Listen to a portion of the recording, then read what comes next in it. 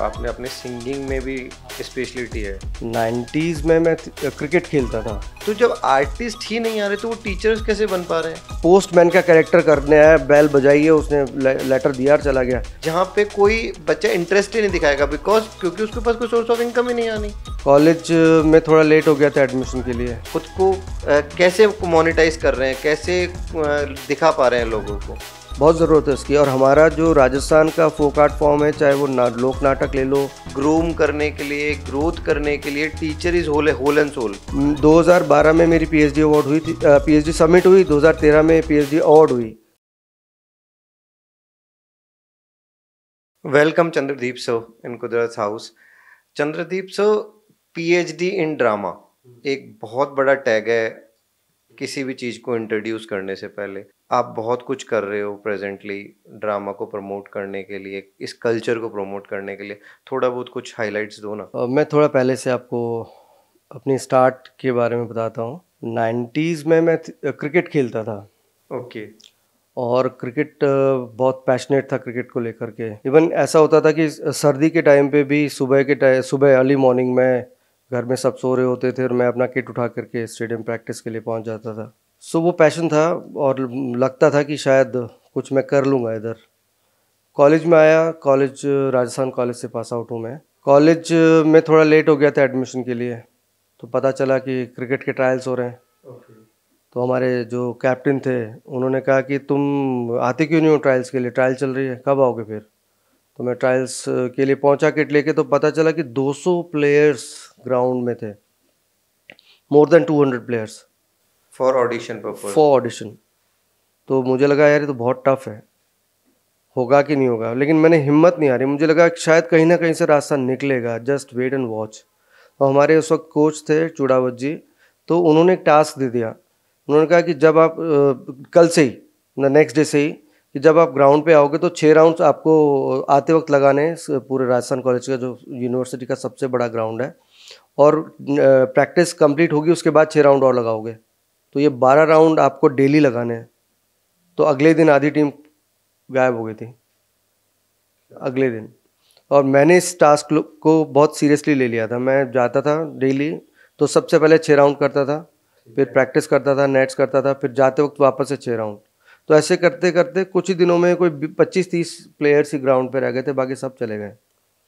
फिर एक दिन हमारे वाइस प्रिंसिपल थे उस वक्त, बसंत जेटली साहब, तो उन्होंने कहा कि कल मैं तेरी ट्रायल देखने आ रहा हूँ, अगर सही खेल लिया तो तेरा एडमिशन हो जाएगा कॉलेज में, तो भूल जाना राजस्थान कॉलेज। ये बात है 1991 की, मुझे आज तक याद है, मतलब भूल नहीं सकता इस चीज़ को, क्योंकि यहाँ से मेरी लाइफ टर्न, कहते हैं ना, turning point of the life वो था। उस दिन मैं प्रैक्टिस कर रहा था, राजस्थान कॉलेज की टीम में 9 रणजी प्लेयर थे। क्या बात है। और 10वां मैं था और 11वां कैप्टन। और उस दिन सर आ गए ग्राउंड में, और मुझे इनोसेंट थे, बहुत एक्सपीरियंस था नहीं, छोटे थे, तो लगा नहीं कि सर मेरे लिए आए। सर आ रहे ग्राउंड के अंदर, तो उससे पहले मैं नेट्स कर चुका था। फिर सर आए, इसको नेट्स कराओ वापस से, तो मुझे लगा सर मैंने तो कर लिया नेट्स। तो वो मुझे देख करके हंसे वो, तो शायद मन में सोचूंगा कि तेरे लिए आया हूँ मैं, जाओ जाके नेट्स करो। तो मैं गया, पैड वैड करके पहुंचा मैं ग्राउंड पे, पिच पे आया, खेलना शुरू किया। सर ने कहा शूट, तो एक बॉल मिस हुई, मिस होते ही मेरे थाई पे लगी आकर के। फास्ट बॉलर था सामने, रणजी प्लेयर थे, बॉल हिट हुई थाई पे, मुझे एहसास नहीं हुआ कि मेरे लगा है। सर की मुंह से तेज आवाज़ निकली थी। फिर दोबारा से भी सर ने बोला, लेकिन मैं ढंग से बहुत अपने तरीके से खेलता रहा। फिर थोड़ी देर बाद बुलाया मुझे, चूड़ावत जी ने कहा कि आओ इधर, सांप के पाँव छुओ, गुरु हैं, गुरुओं के पाँव छूते हैं, परंपरा है हमारी, तो पाँव छुए, कल आके फीस जमा करा देना। ये पहला टर्निंग पॉइंट था मेरी लाइफ का। मतलब आपने एडमिशन क्रिकेट के ग्राउंड से लिया था? पहले मेरा टीम में सिलेक्शन हुआ, फिर एडमिशन हुआ था राजस्थान कॉलेज में। ये मेरी लाइफ का पहला टर्निंग पॉइंट है। एंड उस वक्त हमारा एक मैच हुआ था कॉमर्स कॉलेज के साथ में, तो वो भी बड़ा इंटरेस्टिंग मैच है। एक एंड से विकेट गिरे जा रहे थे, एक एंड पे मैंने रोक रखा था। पी कृष्ण कुमार उस वक्त हमारे रणजी प्लेयर थे उस वक्त, बहुत बड़ा नाम है पी कृष्ण कुमार का रणजी में, और कैप्टन रहे राजस्थान के। वो पच लिए थे, वो नहीं दिया था विकेट मैंने। बड़ा एक्सपीरियंस अच्छा था। फिर 92 में मुझे कुछ था कि मुझे कुछ ऐसा करना है लाइफ के अंदर जिससे मेरी पर्सनैलिटी ग्रूम हो। अब मुझे मुझे कुछ बिहेवियर्स मिले, बात करने के तरीके मैं सीखूं। तो मेरे दिमाग में कहीं ना कहीं था कि थिएटर इज़ अ मीडिया जहाँ पे ये हो सकता है, क्योंकि क्रिकेट तो मैं खेलता ही था, साथ साथ मैंने संगीत की साथ भी मेरा जुड़ाव हो गया था। राजीव भट्ट साहब के यहाँ मैंने संगीत सीखता था, मैं वहाँ जाता था गुरु थे। आपने अपने सिंगिंग में भी स्पेशलिटी है? तो सर से मैंने संगीत की शिक्षा में ले रहा था, तो वो इसीलिए कि कहीं ना कहीं पर्सनालिटी में कहीं ना कहीं अपनी नई चीज़ें ऐड ऑन हो। फिर जब पता चला कि 92 में जवाहर कला केंद्र की पहली चिल्ड्रन थिएटर वर्कशॉप होने जा रही है, तो मैंने ऐसे ही ट्राई किया, यार ये एक जगह हो सकती है शायद। और वहाँ आकर के कब क्रिकेट छूट गया और कब यहाँ रम गए कुछ पता नहीं चला। अब ये लाइफ बिल्कुल ही चेंज हो गई। थिएटर वो जगह रही जहाँ से अच्छे अच्छे दोस्त भी मिले, स्टेज पर परफॉर्म करने का जो कॉन्फिडेंस भी आया, फियर भी निकला, अच्छे फैकल्टीज़ भी मिली। अनूप सोनी मेरे पहले थिएटर डायरेक्टर हैं। ओके। तो अब इस तरीके के डायरेक्टर्स हमें मिले शुरू में ही, तो वो ट्रैक फिर वो दिखने लगी चीज़ें, अगर इस पर कोशिश की जाएगी तो आगे चल के कुछ अचीव किया जा सकता है। हालांकि इतना आसानी से जैसा मैं बोल रहा हूँ उतना आसान नहीं था, आज भी नहीं है। थिएटर जो है, चाहे वो राजस्थान का थिएटर हो चाहे वो हिंदुस्तान का थिएटर हो, संघर्ष मांगता है, डेडिकेशन मांगता है, कमिटमेंट मांगता है, हर परिस्थिति में बने रहने की एक डिमांड करता है वो, कि चाहे कुछ भी हो जाए आपको रिहर्सल है तो आना ही है। अब ये नहीं कह सकते कि आज मेरी गाड़ी में पेट्रोल नहीं है मैं नहीं आ सकता। मेरी लाइफ में भी उस वक्त, चूँकि हालांकि मेरे पेरेंट्स दोनों गवर्नमेंट जॉब में थे एंड फाइनेंशियली कभी ऐसा नहीं था, लेकिन फिर भी लगता था कि यार बार बार कब तक मांगा जाए पेरेंट्स को, कब तक आ जाए। लेकिन उस दौर में आप बिलीव नहीं करेंगे, 20 साल तक मैंने थिएटर किया। 20 साल तक मैंने कभी डायरेक्टर से 1 रुपया नहीं मांगा। ओके। कभी कभी डिमांड नहीं करी कि हमें फीस दो या पेमेंट दो, क्योंकि मुझे लगता था सीखना है, अभी सीखो, जितना सीख सकते हो उतना अच्छा है।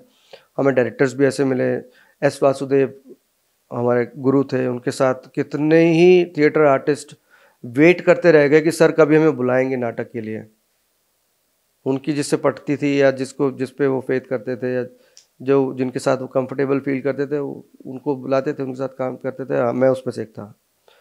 सरताज जी के साथ मैंने काम किया, विजय माथुर साहब के साथ काम किया, सुनील सिन्हा, भानु भारती सर के साथ काम किया, श्याम जी हैं, श्याम सराफ, उनके साथ में हमने नौटंकी बेस्ड एक राजा मोरध्वज की कहानी की हमने, उसमें मैंने कृष्ण जी का कैरेक्टर किया था।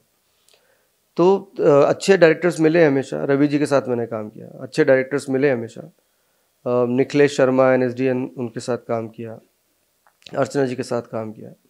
तो डायरेक्टर्स, जब आपको अच्छे डायरेक्टर मिलते हैं ना तो फिर आपको दिशा दिखती है, ये मेरा मानना है। ये ऐसे डायरेक्टर नहीं मिले जो मैनिपुलेट कर दें, या जैसे अभी निरंजन ने एक शब्द बोला था कि रविंद्र मंच को लेकर के एक शब्द निकल के आता है, तो वहाँ पर एक इन्वायरमेंट थोड़ा सा इस तरह का होने लगा। तो जो अच्छे आर्टिस्ट हैं उन्होंने आना बंद कर दिया। बहुत ज़रूरत है रविंद्र मंच को सुधारने की।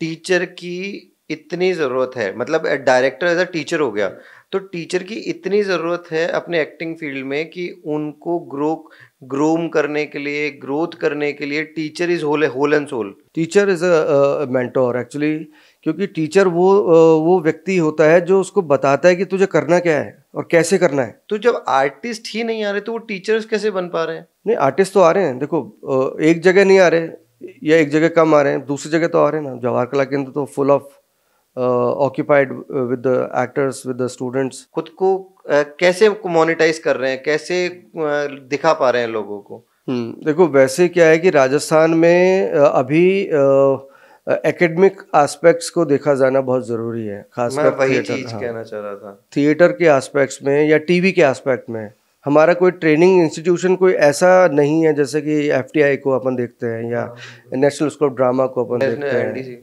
तो NSD जैसे आ जाता है। तो इस तरह का कोई इंस्टीट्यूशन अभी नहीं है, आना चाहिए। अभी रिसेंटली 2 कॉन्सेप्ट निकल के आते हैं जो मैंने भी बैक टू बैक आगे रखे हैं। मैं चाहता हूँ कि मतलब मैं भी चाहता हूँ और भी चाहते हैं कि इस तरह की चीज़ें हमारे स्टेट में हो, जैसे कि लोक नाट्य विद्यालय हमारे पास, इवन लोक नाट्य विद्यालय का कॉन्सेप्ट पूरे हिंदुस्तान में नहीं है अभी तक। ओके।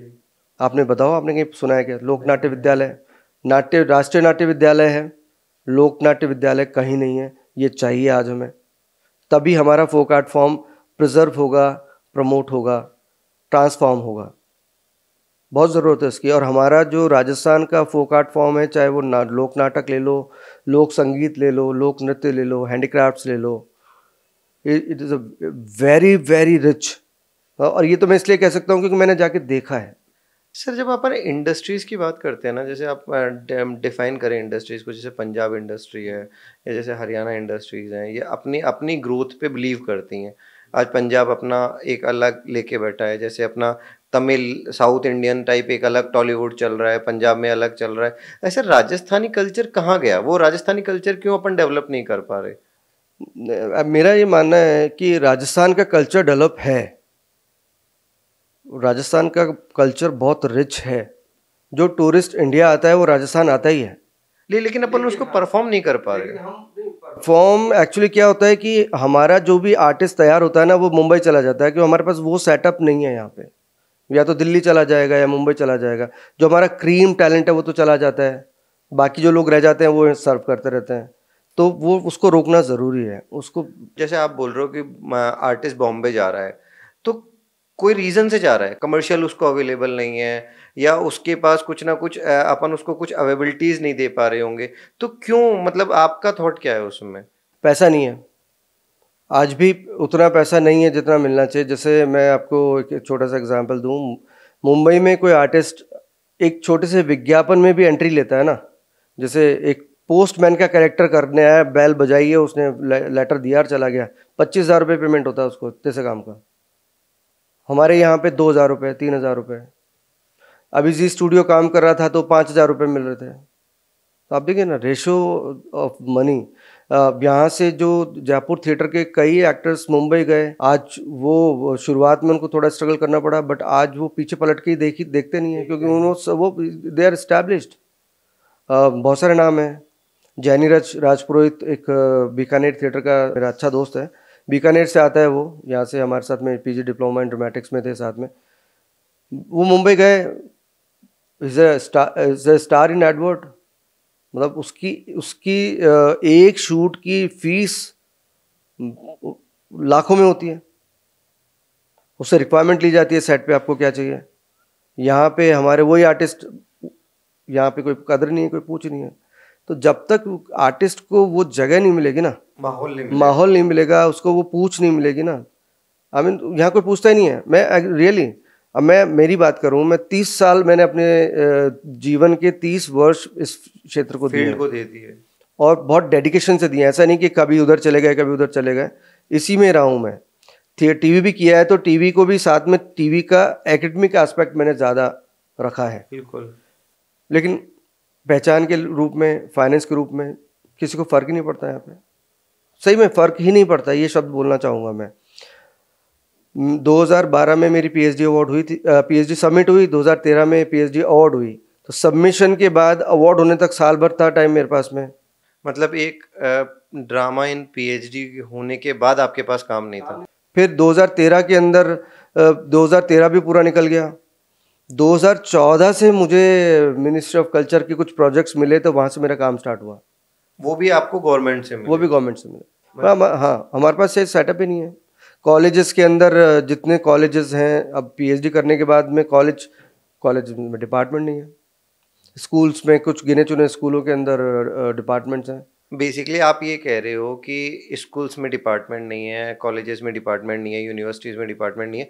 बट आप एक चीज़ समझो ना, कि जब आप और मैं इस प्लेटफॉर्म पे बात कर रहे हैं, आप खुद कह रहे हो कि उनके पास कुछ सोर्स ऑफ इनकम ही नहीं है। आप खुद 1 साल बैठे हो वहाँ पे, पीएचडी जैसी चीज़ कंप्लीट करके आप 1 साल बैठे हो, तो अगर वो ऐसा डिपार्टमेंट ओपन क्यों करेंगे जहाँ पे कोई बच्चा इंटरेस्ट ही नहीं दिखाएगा? बिकॉज क्योंकि उसके पास कोई सोर्स ऑफ इनकम ही नहीं आनी। देखो, थिएटर हो चाहे आर्ट फॉर्म्स हो, सबसे पहला काम क्या करती हैं? सोसाइटी को बैलेंस करती हैं। बिल्कुल करती हैं। अगर हम अपनी सोसाइटी से आर्ट एंड कल्चर को निकाल देंगे तो हमारी स्थिति पाकिस्तान और अफगानिस्तान जैसी हो जाएगी। पहला तो सबसे बड़ा कंट्रीब्यूशन आर्ट एंड कल्चर का सोसाइटी को बैलेंस करता है, इंसान को व्यवस्थित करता है, मनोरंजन की जगह मनोरंजन देता है, स्वस्थ मनोरंजन देता है ना। दूसरी चीज़ ये है कि आज के टाइम पे जिस तरह से लोग आर्ट एंड कल्चर की तरफ निकल के आ रहे हैं, जिस तरह की अपॉर्चुनिटीज़ क्रिएट हो रही हैं, तो आने वाले टाइम में बहुत सारी अपॉर्चुनिटीज़ हैं। अगर स्कूल लेवल पे ही डिपार्टमेंट्स खुल जाएं तो कितने टीचर्स को काम मिलेगा, और वही स्टूडेंट जब कॉलेज में जाके डिमांड करेंगे तो कॉलेज में डिपार्टमेंट खुलेंगे, तो जॉब अपॉर्चुनिटी क्रिएट हो सकती है ना। और चूँकि काफ़ी टाइम से राजस्थान में फिल्म इंडस्ट्री की बात हो रही है, मुझे लग रहा है अब वो समय आ गया है जब फिल्म इंडस्ट्री बनेगी, यहाँ पे दिखेगी, हमें दिखनी शुरू हो गई है चीज़ें। आईफा अभी हुआ, आईफा का ग्राउंड पे ही चीज़ें निकल के बहुत सारी आ रही हैं। तो आने वाले टाइम में इंडस्ट्री खुलेगी, बहुत सारा काम होगा, बहुत सारी चीज़ें होंगी। बॉलीवुड से या हॉलीवुड से फिल्में या शूट होने के लिए आती हैं। आपको नहीं लगता कि राजस्थान फिल्म इंडस्ट्री काफ़ी लेट है अपने टाइम जोन से? मैं कहूँगा जब जागे तभी सवेरा। हाँ, आप लोगों ने 30 साल इसके लिए मेहनत करी, अब जब return, everyone is used to get a return ना। अब मैं 30 साल अगर किसी को दे रहा हूँ तो बदले में, लेकिन जब आपको लग रहा है कि वो चीज़ जब इस्टेब्लिश होगी, जब तक आप लोग वहाँ पे पार्टिसिपेट करने के लिए अवेलेबल होंगे। अब वो है एक्चुअली, अपना फील्ड एक ऐसा फील्ड है भाई जिसमें हर उम्र के कैरेक्टर्स होते हैं। वो दुख तो रहेगा जो आप कह रहे हो, वो तो रहेगा, वो तो अब नहीं कर सकते, बट हाँ हर उम्र के चरित्र अभिनीत किए जाते हैं, तो कोई बात नहीं, बस स्टार्ट तो कम से कम अपनी आने वाली जनरेशन देखेगी। जैसे मैं आपको एक चीज़ ऐड ऑन करूँगा, पिछले कुछ वर्षों से भारत में एक डिमांड क्रिएट हो रही है, दिस इज़ ICS। पहले ICS होता था इंडियन सिविल सर्विसेज, अब ICS होगा इंडियन कल्चरल सर्विसेज। और जब हमारी व्यवस्था में ही वो चीज़ आ जाएगी तो फिर वो सबके ऊपर लागू हो जाएगी, सब पे लागू हो जाएगी, तो चीज़ें बहुत सेटल हो जाएंगी, व्यवस्था अच्छी तरह से व्यवस्थित हो जाएगी। तो आने वाली जनरेशन, आने वाला भारत का भविष्य कितना स्ट्रांग और कितना व्यवस्थित होगा, हम इससे अनुमान लगा सकते हैं। आज जो अपने मन में डिस्कशंस हैं, अपन कह रहे हैं स्कूल्स में नहीं होंगे, यूनिवर्सिटीज में नहीं होंगे, ये आज से पहले भी तो कभी किसी ने सोचा होगा? सोचते आए हैं, काफ़ी टाइम से सोच रहे हैं। देखो 1956 में जयपुर में मॉडर्न थिएटर की शुरुआत हुई थी, ठीक है, और तब से लेकर के लगातार थिएटर हुआ है, बहुत अच्छे अच्छे एक्टर्स निकले हैं यहाँ से, निकले हैं, और बहुत अच्छी धूम मचाई है, पूरे बॉलीवुड हो चाहे थिएटर हो, बहुत बड़े बड़े नाम निकले हैं। बट मेरा सिर्फ इतना सही है कि अगर उन लोगों ने प्रयास किए होते पहले आकर के, गवर्नमेंट के साथ कहीं बातचीत करने की कोशिश की होती, वो मुंबई गए, मुंबई के होके रह गए, पलट के नहीं देखा राजस्थान में किस तरह का थिएटर है, किस तरह की रिक्वायरमेंट है, हम क्या कर सकते हैं। अगर उन लोगों ने सोचा होता तो इस प्रश्न का जवाब हमको पहले मिल जाता। National school of drama NSD एक बहुत बड़ा नाम, एक हर एक्टर की तमन्ना या फैंटेसी, वहाँ जाके काम करना, खुद को इस्टेब्लिश करना। डू यू थिंक कि अपन वो ऑरा क्रिएट कर पाएंगे कभी? NSD में जितने स्टूडेंट अभी तक गए हैं उसका अगर हम रेशो निकालें ना, तो 100% में से आपको 30 to 40% स्टूडेंट राजस्थान के मिल जाएंगे आपको। ओके, इतने जाते हैं हर साल, कभी एक, कभी तीन स्टूडेंट कई बार गए राजस्थान से एक बैच में, तो वो रेशो है। बस अब रिक्वायरमेंट ये है कि ज़रूरत ये है कि राजस्थान में भी इस तरह का प्लेटफॉर्म ही नहीं है अपने पास, इस तरह का प्लेटफॉर्म बने। मैं अभी बहुत जल्दी आपको बता रहा हूँ, हालांकि अभी ऑफिशियली मैं नहीं बताना चाह रहा, लेकिन फिर भी थोड़ा सा हिंट देना चाहता हूँ कि राजस्थान की जो सरकार है इस वक्त, माननीय मुख्यमंत्री जी भजनलाल जी के नेतृत्व में जो सरकार काम कर रही है, आने वाले दिनों में माननीय प्रधानमंत्री जी का भी विजन है उसमें, आने वाले दिनों में राजस्थान में एक बहुत बड़ा इंस्टीट्यूशन बनने जा रहा है, क्योंकि बजट में भी घोषणा हुई है, गौरी देवी लोक कला केंद्र की बजट में भी घोषणा हुई है। आप इसको यहाँ बैठ के इमेजिन नहीं कर सकते वो क्या चीज़ बनेगी, आने वाले टाइम में वो आ जाएगी। बस इस बात की मुझे खुशी है कि एक छत के नीचे एक ऐसा इंस्टीट्यूशन होगा जो एक छत के नीचे हमारे पांचों विधाओं की ट्रेनिंग भी देगा, उसको परफॉर्मेंस की जगह भी देगा, और उसका डॉक्यूमेंट भी करने का स्पेस देगा। तो और पूरे विश्व में ये एकमात्र ऐसा इंस्टीट्यूशन होगा जहाँ ये सब चीज़ें एक ही छत के नीचे होंगी। सर, अपन ने बहुत बात करी प्लेटफॉर्म्स की, बहुत बात करी कमर्शलाइजेशन की, बहुत सारी चीज़ें हो गई, बट मैं ना एज अ ह्यूमन, ड्रामा आपकी लाइफ में क्या चेंज लेके आता है? अब मेरी लाइफ में थिएटर ने मुझे जीना सिखाया सबसे पहले तो ये कि, और सबसे उस जीने सिखाने में जो सबसे इम्पोर्टेंट बात थी कि ऑड सिचुएशन में आपको कैसे रहना है, वो सिखाया थिएटर ने। जीवन में कई बार बहुत हर्डल्स आती हैं, बहुत ऑड सिचुएशन आ जाती हैं। थिएटर वो जज्बा देता है ताकि आप टिक जाते हो और समझ लेते हो कि यार अब आपको कैसे आगे बढ़ना है, क्या करना है। हर व्यक्ति के जीवन में आता है वो, क्योंकि ऐसा नहीं कि सिर्फ मेरे जीवन में आया, किसी और के जीवन में नहीं आएगा, ऐसा नहीं होता। सबके जीवन में उतार चढ़ाव आते ही आते हैं। पर्सनैलिटी डेवलप करता है, पर्सनैलिटी डेवलप करता है, बिहेवियर सिखाता है थिएटर। और सबसे बड़ा चेंज जो आज मैं थिएटर में देखता हूँ वो ये है कि पेरेंट्स खुद अपने बच्चों को लेकर के आ रहे हैं। पहले क्या होता था, आप क्या करते हो, थिएटर करते हैं साहब, और क्या करते हो, पहले ही होता था। बिल्कुल सोर्स क्या है आपका, बिल्कुल। बट आज के टाइम में वो इतना चेंज हुआ है, बच्चों को खुद पेरेंट्स लेकर के आ रहे हैं, आपको थिएटर सिखाओ, इसको बिहेवियर सिखाओ, उसको मैनरिज्म सिखाओ, डिसिप्लिन सिखाओ। थिएटर डिसिप्लिन सिखाता है थिएटर, ताकि उसको उसका हिच निकले, उसको अच्छे अच्छे दोस्तों के साथ कम्युनिकेशन स्किल उसकी बढ़े। और आज के टाइम पे आप जितना ज़्यादा कम्युनिकेटिव हैं उतना ज़्यादा आप दूर तक जा सकते हैं, ग्रोथ। तो जैसे आपने बताया कि ये चीज़ उनकी पर्सनैलिटी डेवलप कर रही है, तो ये जब अपन उनको स्कूल्स में डालेंगे तो जो बंदे, जैसे किसी को इंजीनियर बनना है, किसी को डॉक्टर बनना है, किसी को मार्केटिंग में कुछ करना है, तो ये क्या उसमें भी उनकी पर्सनैलिटी डेवलप करेगा? एग्जैक्टली। मैं आपको एक एग्जांपल देता हूँ। मैंने आफ्टर माय पीएचडी अभी तक कोई 70-80 वर्कशॉप्स किए हैं, 70 to 80 वर्कशॉप्स। उन वर्कशॉप्स में अधिकतर इंजीनियरिंग के स्टूडेंट्स हैं, एमबीए के स्टूडेंट्स हैं, मेडिकल के स्टूडेंट्स हैं।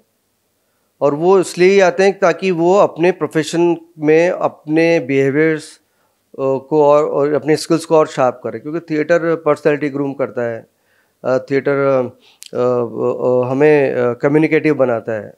तो और ज़रूरी नहीं है कि जो बंदा थिएटर में आया है वो आगे थिएटर में ही जाएगा। हम कभी किसी को गारंटी दे ही नहीं सकते, देते भी नहीं है कि आप थिएटर में आ गए आप थिएटर में ही रहोगे। हम उनको ये कहते हैं आप जिस भी किसी फील्ड में जाके काम करो, ये थिएटर आपको मदद करेगा कि आपको कैसे आगे बढ़ना है। और वाकई में करता है ये मदद। ये मीडिया ऐसा है जो एक बार थिएटर के साथ जुड़ता है, वो जो जील उसको मिलती है ना, वो थ्रू आउट द लाइफ रहती है। मैंने बहुत सारे एग्जाम्पल्स ऐसे देखे हैं कि आए 10 साल तक थिएटर किया, फिर चले गए, वो थिएटर छूटता नहीं है, लेकिन अपने फील्ड में वो बहुत अच्छा काम कर रहे होते हैं। बेसिकली मैं जो समझ पा रहा हूँ, मैं तो ये कहना चाह रहा हूँ, ये तो कंपलसरी सब्जेक्ट्स में होना चाहिए। कंपलसरी में होना चाहिए। अब आ रहा है कंपलसरी। अभी नया अनाउंसमेंट है गवर्नमेंट ऑफ इंडिया का, जितनी भी यूनिवर्सिटीज़ हैं भारत की, सब में ड्रामा डिपार्टमेंट खुलेगा। इवन स्कूलों में भी अब ड्रामा डिपार्टमेंट खुलने जा रहा है। तो आने वाला टाइम मुझे लगता है बहुत अच्छा है, बहुत सुनहरा टाइम आएगा आने वाला टाइम में। बहुत जो देखिए क्या होता है कि जब तक आपको किसी चीज़ की कमी नहीं पता होगी तब तक आप उसकी अच्छाइयों को भी नहीं एक्सप्लोर कर सकते हैं। हमें पता चला कि इसमें कमियां क्या हैं, और वो कमियां हैं तभी आपका वो अच्छाई चीज़ निकलेगी, अच्छा ही निकलेगी, है ना। कमी देखी, या आप यूँ करेंगे स्ट्रगलिंग मोड पे आपने उसका सारा चीज़ों को करके देख लिया, वो डार्क पीरियड जो था वो कर लिया, तो डार्क के बाद जैसे रात के बाद सुबह उजारा होता ही है, तो अब वो उजारा होने का टाइम आ गया है। अब वो समय है जब अब देश के जो कलाकार हैं या देश के जो टीचर्स, इस फील्ड के जो टीचर्स हैं, उनको स्पेस मिलेगा, उनको आगे काम करने के लगातार अवसर मिलेंगे। अब वो टाइम है, और उसी को देख करके नई जनरेशन भी इस तरफ आएगी।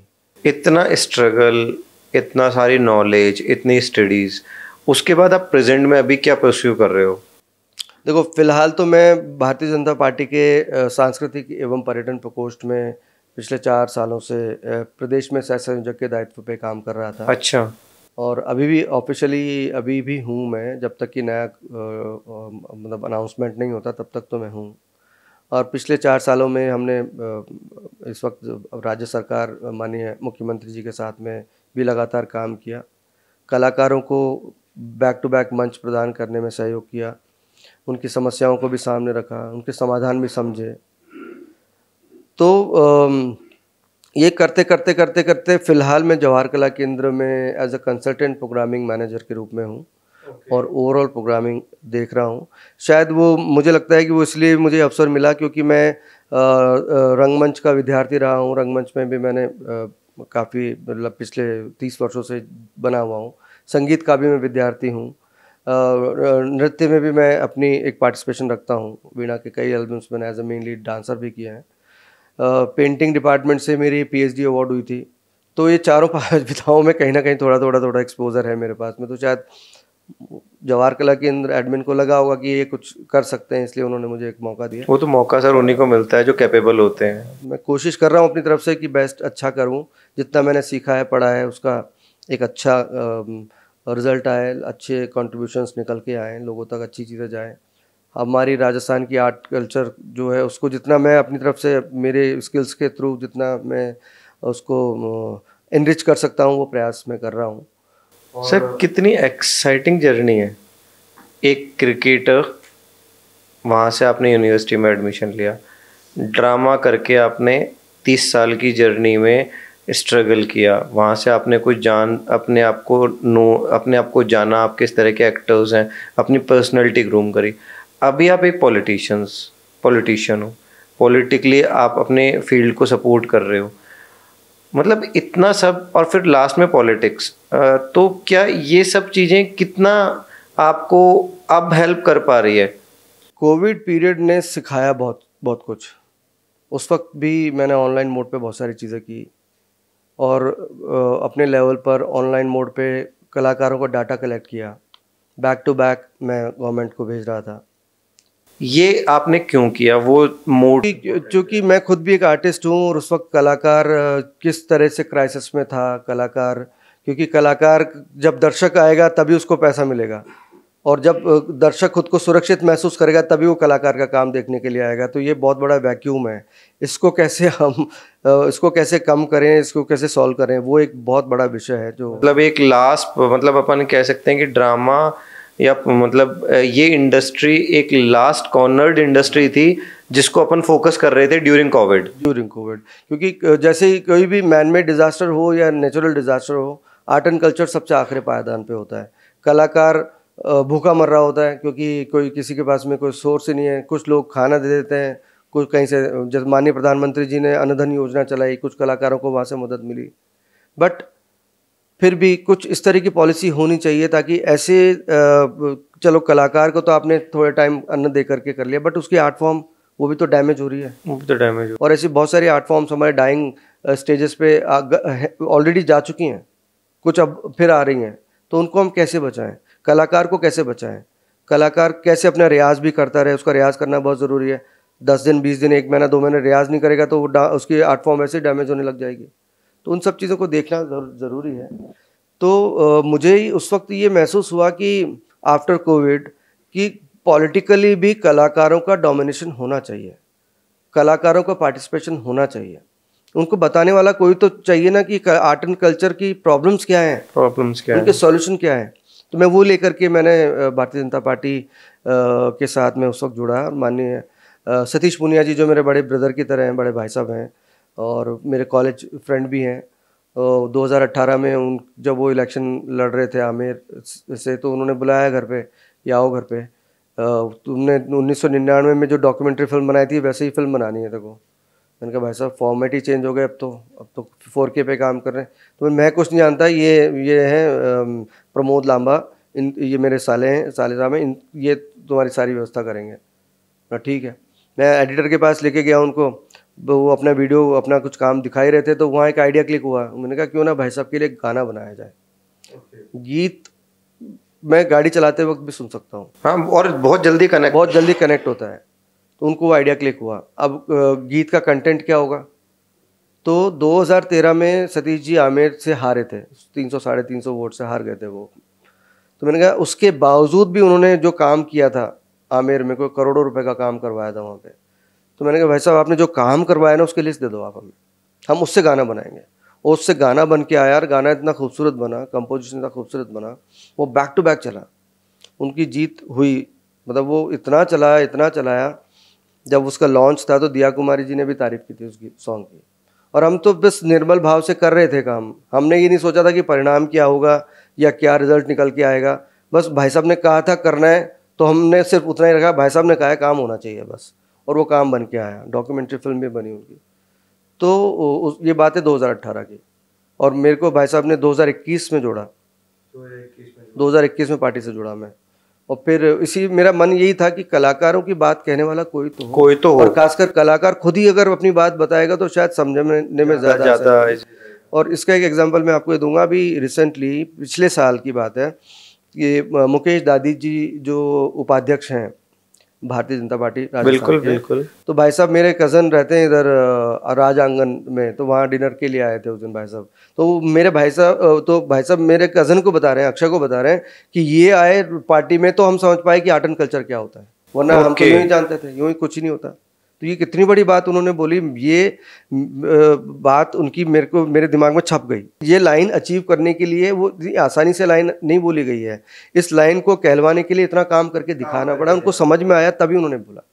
वो तो सर आप काम कर रहे हो तभी रिकॉग्नाइजेशन मिल रहा है। काम अगर आप भी वहाँ पे काम नहीं करोगे तो रिकॉग्नाइजेशंस नहीं मिलेंगे। आप जाके बैठ सकते हो लेकिन रिकॉग्नाइजेशंस तो आपको काम से ही मिलेंगे। आज कोई भी एक्टर है, कोई भी पॉलिटिशियंस है, वो अच्छा काम करेंगे तो पब्लिक उनका सपोर्ट करेगी, लेकिन अगर जब काम ही नहीं करेंगे तो क्या मतलब पब्लिक के रिव्यूज़ क्या होंगे। बेसिकली आपने जब ये इतना सब आप कर रहे थे तो आपका थिएटर क्या चाहे उस टाइम पे थिएटर भी कर रहे थे कंटिन्यू? यही थिएटर में जो इसका जो ज़ील है, थिएटर का जो ऑरा है, थिएटर का जो पावर है, थिएटर जो ज़िंदगी में जो मैं खुद शब्दों में नहीं बयां कर सकता थिएटर में लेके आया बेसिकली, लेकिन थिएटर कभी छूटेगा नहीं, मैं ये कह सकता हूँ, क्योंकि थिएटर में आते हम अपनी मर्जी से हैं, फिर जा नहीं पाते।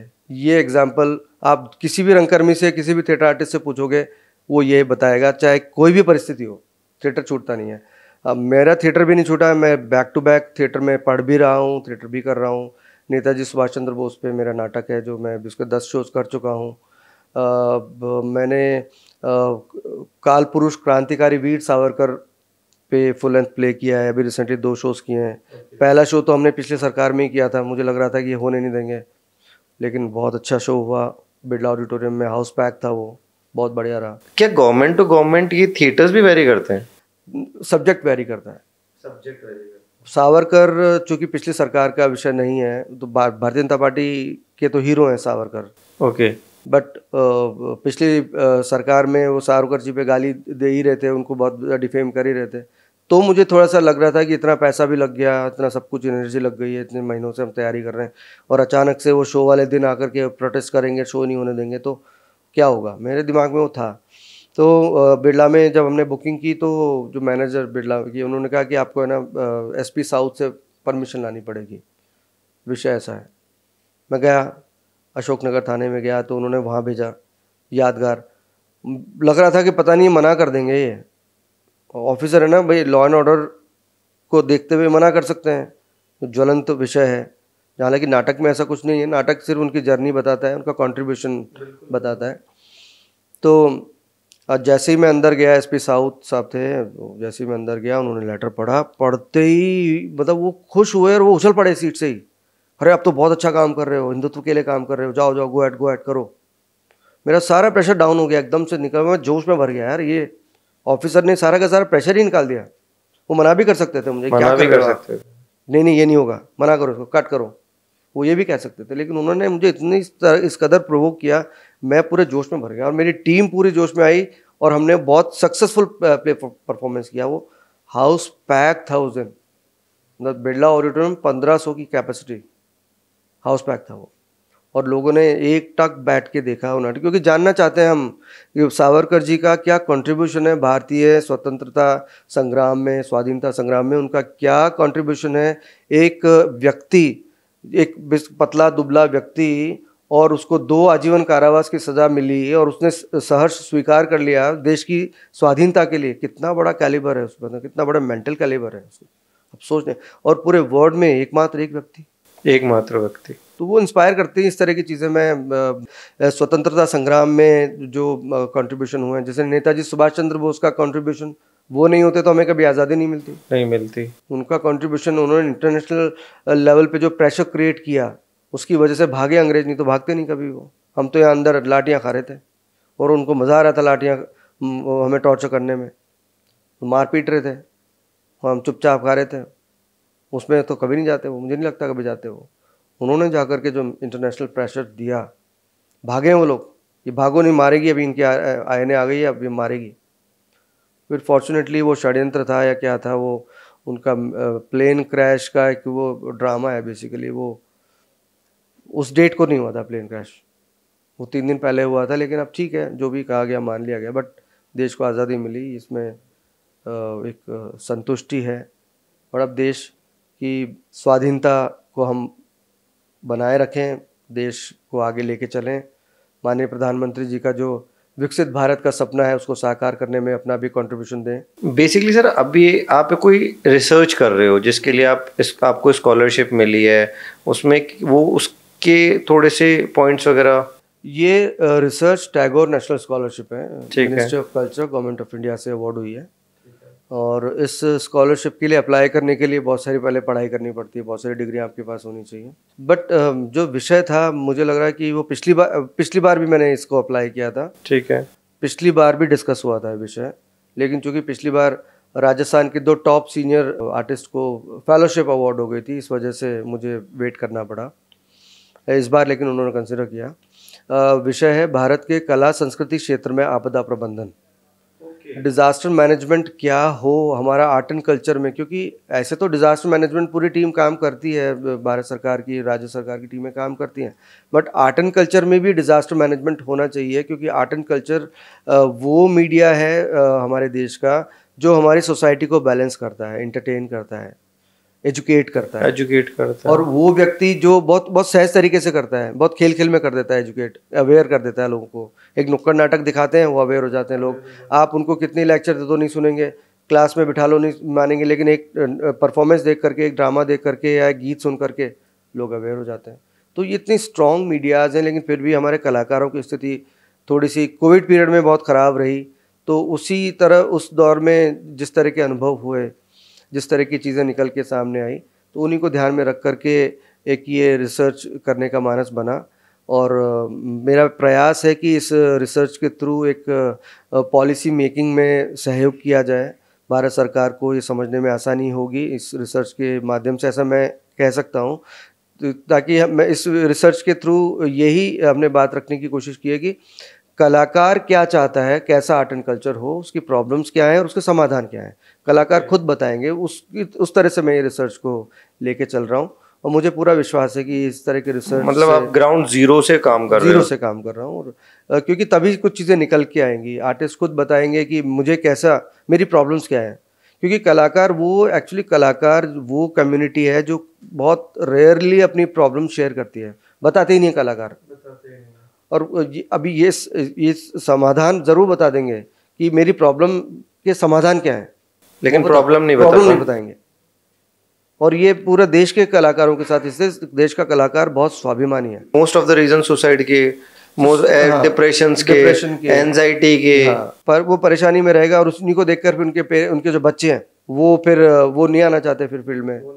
वो देखते हैं कि हमारे पेरेंट्स की ये हालत ऐसी हो रही, तो अब हम अपनी दुर्दशा क्यों करेंगे, कुछ और काम कर लेंगे लेकिन इधर नहीं आएंगे। तो जैसे आप जब ये रिसर्च कंप्लीट होगी, तो जब ये रिसर्च कंप्लीट होने के बाद क्या ये फाइनेंशियली भी सपोर्ट कर पाएगी अपने आर्टिस्ट को? डेफिनेटली। ये रिसर्च जब जाएगी तो इसे एक पॉलिसी की तरफ लेके आएगी है। क्योंकि कलाकारों के जो सुझाव है उनको लेकर के एक पॉलिसी की तरफ हम सजेस्ट करेंगे, पॉलिसी बने, पॉलिसी में ऐड हो। ओके। वो ऐड हो जाएगा तो डेफिनेटली वो जब पॉलिसी अप्लाई होंगी तो उससे कलाकारों को फ़ायदा मिलेगा ही मिलेगा। जॉब में, फाइनेंस में, अपॉर्चुनिटीज़ में, परफॉर्मेंसेस में, हर जगह उनको फ़ायदा मिलेगा। क्योंकि कलाकार का काम तो कलाकार ही करेगा। अपने बीच में एक बात थोड़ी सी लैप हुई कि आपने बोला था कि जब ड्रामा या थिएटर जब हम करते हैं तो एक पर्सनैलिटी डेवलप होती है, बच्चे का ग्रोथ होता है, पर्सनैलिटी ग्रोथ होता है। आज के बच्चे छोटे से रिजल्ट्स में डिप्रेशन में चल जाते हैं, एंजाइटी में चल जाते हैं। तो क्या जब वो ये सब चीज़ें कर रहे होते हैं तो क्या वो उनको उस डेवलपमेंट में भी हेल्प करेगा? थिएटर मेंटल स्किल्स को बहुत सेटल करता है एक्चुअली। और बच्चों को खेल खेल में बहुत सारी चीज़ें, वो फ़न है उनके लिए। वो फ़न में आप मोबाइल दे दो, मोबाइल में भी वो फ़न ही देखता है, बिल्कुल। कंप्यूटर में भी फ़न देखता है, वो थिएटर में भी फ़न करता है और बिहेवियर सीखता है, बात करने के तरीके सीखता है, बैड हैबिट्स को से निकल के आता है वो। इवन थिएटर वो मीडिया है जो पढ़ाई में भी हमें स्कोर कर देता है। मतलब पढ़ाई में भी बच्चे अच्छे स्कोर कर लेते हैं थिएटर में आने के बाद में, क्योंकि वो सिस्टमेटिकली हो जाते हैं, उनको समझ में आ जाता है कि कब मुझे क्या क्या करना है, किस समय पे मुझे क्या करना है, तो पढ़ाई पे भी उतना फोकस कर लेते हैं। मैं आपको एग्जांपल दूंगा। मैं 2008 में सुबोध स्कूल में थिएटर पढ़ा रहा था। मैं उससे पहले सेंट एंसलम स्कूल में मालवीय नगर में कंसोलिडेटेड, फिर 2 घंटे के लिए जाता था। फिर वहाँ से वो कब मुझे खींच के वहाँ ले गए कि नहीं नहीं आप ही आओ आप ही आओ। मैंने कहा ठीक है आ जाता हूँ। मैं वहाँ 3 महीने मैंने काम किया। मैं 3 महीने एवरी डे 5 आवर्स, मतलब 1 hour a day, 1 hour a period, ऐसे 5 पीरियड होते थे 1-1 घंटे के। 1 मिनट फुर्सत नहीं मिलती थी भाई साहब, क्योंकि बच्चे 5 मिनट 10 मिनट पहले आके देख जाते थे कि सर आए कि नहीं आए। ओके। और उतनी पूरी एनर्जी के साथ में 200 बच्चे 300 बच्चे ऐसे आते थे, 2-2 3 क्लासेस। तो वो उनके साथ अब उनको आपको एंटरटेन करना है तो आपको उस लेवल पे एनर्जी वही चाहिए। तो वो 5 घंटे डेली, तो बच्चों में वो थिएटर बच्चों में बहुत पॉपुलर है। अभी आप देखेंगे जवाहर कला केंद्र में जूनियर समर कैंप होगा। अभी जवाहर कला केंद्र का पहले junior summer camp was in 1992, तब 56 स्टूडेंट आए थे उस वक्त, क्योंकि पहला ही था। आज 300-400 बच्चे आते हैं, पूरे जयपुर शहर के बच्चे सब आके वहीं आते हैं कि यार इनको वहाँ पे कुछ तो है। उस पेरेंट्स खुद ला रहे हैं कि नहीं साहब बच्चों को आप थिएटर सिखाओ, उनको बिहेवियर सिखाओ। थिएटर में सही गुरु को कैसे पिक किया जाए? इसमें सबसे अच्छा तरीका ये है कि जिस गुरु के पास आप जा रहे हो सबसे पहले आप उसका क्वालिफिकेशन देखो। ओके। जब वो खुद पढ़ के आया तभी पढ़ा पाएगा, एकेडमिकली तो तभी पढ़ा पाएगा जब उसने एकेडमिकली पढ़ा होगा। तो आप उसकी क्वालिफिकेशन देखो, एमए किया है कि नहीं किया है, पीजी डिप्लोमा या पीएचडी या कोई और दूसरी क्वालिफिकेशन। अगर वो है तो फिर वो जस्टिफाई वो कर देगा, कुछ तो पढ़ाएगा वो। मैं स्टूडेंट्स से भी कहता हूँ आप ऐसे टीचर के पास मत जाओ जिसको आप पढ़ा करके आओ, आप ऐसे टीचर के पास जाओ जिससे कुछ अच्छी चीज़ें सीख करके आओ। तो जितना टफ है उतना आसान भी है। और थोड़ा सा अवेयर होना पड़ेगा स्टूडेंट को, ऐसा नहीं कि जो टीचर मिल गया वहीं पे ही, क्योंकि कई बार ऐसा भी होता है कि देख लेते हैं भांप लेते हैं कई जगह। जैसे होता है ना मार्केट में, जैसे हम ये जो अपने जेम स्टोन के जो ट्रेड है उसके अंदर देख लेते हैं ना कि मंडी लगती है, और कोई भी नया बंदा आता है तो लूम जाते हैं उसके ऊपर जा करके कि आ जाओ हमसे खरीदो हमसे खरीदो। ऐसे ही यहाँ भी होने लगा कि वो नया स्टूडेंट कोई भी आता है, नया फेस कोई भी आता है तो लोग भांप लेते हैं कि यार नया बंदा है, तो उसको किसी भी तरीके से मैनिपुलेट करके ले लेते हैं। कई एग्जांपल्स हैं। एक बार तो ऐसा हुआ कि मैंने 2014 से वर्कशॉप करनी शुरू की रविंद्र मंच पे। तो उस वक्त मैंने अपना बड़ा सा बोर्ड लगाया था, बैनर लगाया, उस पर सारी चीज़ें लिखी थी बाकायदा क्वालिफिकेशंस में, ये करके आया हूँ। तो स्टूडेंट आते थे, देखते थे और आते थे स्टूडेंट। तो जो स्टूडेंट थोड़ा सा वेट करते थे कि नहीं यार थोड़ा और देख लेते हैं, तो वो बाहर लोन में बैठते थे, तो दूसरे लोग आकर के उनको मिसगाइड करते थे कि अरे आप हमारे पास आ जाओ, हम सिखा देंगे पढ़ा देंगे। वो कहते नहीं नहीं सर मुझे थोड़ा स्टडी करना, समझने दो, थोड़ा टाइम दो, अरे हम करा देंगे। तो उसको ऐसे प्रेशराइज करते थे, अच्छा चलो ठीक है, कुछ नहीं तो ये आप है ना फॉर्म के पैसे तो दे ही जाओ, मार्केटिंग स्किल, और कुछ नहीं तो ये फॉर्म है, फॉर्म के पैसे तो दे ही जाओ। तो इस तरह की चीज़ें भी हुई। उससे क्या नुकसान होता है, उससे नया अच्छा टैलेंट दूर हो जाता है। थोड़ा सा समझना चाहिए। मैं उन टीचर्स को भी कहना चाहता हूँ जो इस तरह से थोड़ा सा थिएटर करके हम क्लासेस चलाना चाहते हैं, अगर आपका इंटरेस्ट है, नो डाउट थिएटर के अंदर अगर जब हम एकेडमिक्स जाते हैं तो उसमें सर्वाइवल दिखता है हमें, वहाँ से पैसा दिखता है हमें। तो उस पैसे को आपका भी अधिकार, आप भी उसके अधिकारी हैं, लेकिन वो तब हैं जब आपके पास में कोई एकेडमिक स्किल है, आप कुछ डिग्री लेकर के आए हैं, कुछ पढ़ लिख करके आए हैं, तब अगर आप पढ़ाएंगे किसी को तो आप अच्छे उसके साथ न्याय कर पाएंगे। नहीं तो फिर एक धोखे की तरह होगा, जो फिर वो मिसगाइड करने वाली चीज़ है। अपने आप से मेरा कमिटमेंट है कि मैं अपनी क्लास में किसी को फ्री नहीं पढ़ाता। ओके। जैसे 20 स्टूडेंट आए हैं तो मैं उसमें से जज करता हूँ उसमें से स्टडी करता हूँ कि किसी एक व्यक्ति को, एक स्टूडेंट को जिसकी फाइनेंशियल कैपेसिटी कम है, उसको फ्री कर देता हूँ या स्कॉलरशिप दे देता हूँ। बाकी मैं फ्री इसलिए नहीं पढ़ाता क्योंकि अगर अभी भी हम फ्री करते रहेंगे तो ये फील्ड डेवलप कब होगा? फ्री की चीज़ कभी उसकी वैल्यू नहीं होती है, ये फील्ड बढ़ेगा ही नहीं। पहले भी बहुत ऐसा हुआ, हमारे सीनियर्स, मैं उनको दोष नहीं देना चाहता क्योंकि उस वक्त की परिस्थितियाँ ही ऐसी थी, हम लोगों में आदत डाल रहे थे, नाटक देखने की आदत डाल रहे थे लोगों को, तो उस वक्त फ्री किया गया, नाटक देखने आ जाओ फ्री है साहब, आ जाओ साहब फ्री है। बट कब तक फ्री करोगे? उस फ्री के चक्कर में पूरा डैमेज हो गया। ये एज ए प्रोफेशनल बन ही नहीं पाया, जबकि इसमें बहुत पैसा लगता है, बहुत एनर्जी लगती है। एक नाटक बनता है तो 2 महीने की रिहर्सल कम से कम चाहिए एवरी डे। आप ऐसा नहीं कि सैटरडे संडे ऑफ कर लो, एवरी डे 3 घंटे 4 घंटे चाहिए। ये तो मिनिमम बता रहा हूँ। जो बड़े प्रोडक्शन हाउसेज हैं पूरे सुबह से लेकर शाम तक काम करते हैं, तब जाकर के एक प्ले प्रोडक्शन तैयार होता है और उसको हम फ्री कर दें। जैसे आपने ये सब चीज़ें बताई, तो मैं कह रहा हूँ इसमें सोशल मीडिया कितना बड़ा परफॉर्मर है आपकी इंडस्ट्री को बिल्ड करने में?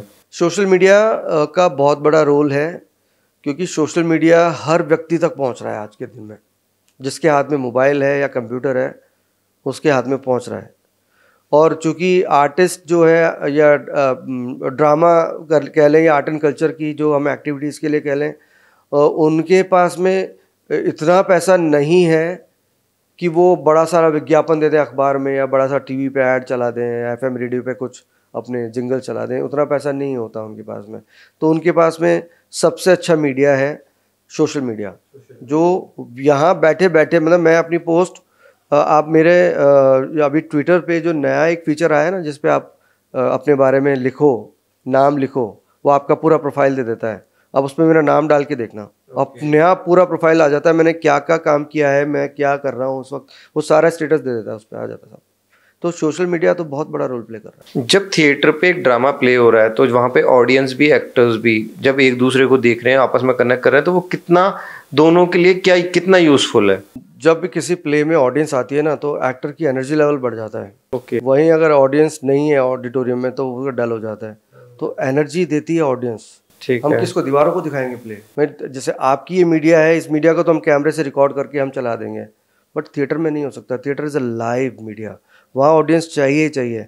कोविड पीरियड में हम वर्चुअल मोड पे चले गए थे सारा, हम जूम से या गूगल मीट से और बहुत सारी प्लेटफॉर्म से हम एक्टिविटी तो कर रहे थे, बट चूँकि theatre is a live media, जब तक ऑडियंस नहीं आएगी वो फील ही नहीं आएगी। आपको कोई देख रहा है, रिस्पॉन्स कर रहा है, दो आंखें देख रही है, ताली बजा रही है, रिस्पॉन्स कर रही है, हंस रही है, रिएक्शन दे रही है, उठ के जा रहे हैं, ये सारे मूवमेंट चाहिए उस वक्त में, तब जा कर के एक परफॉर्मेंस होती है।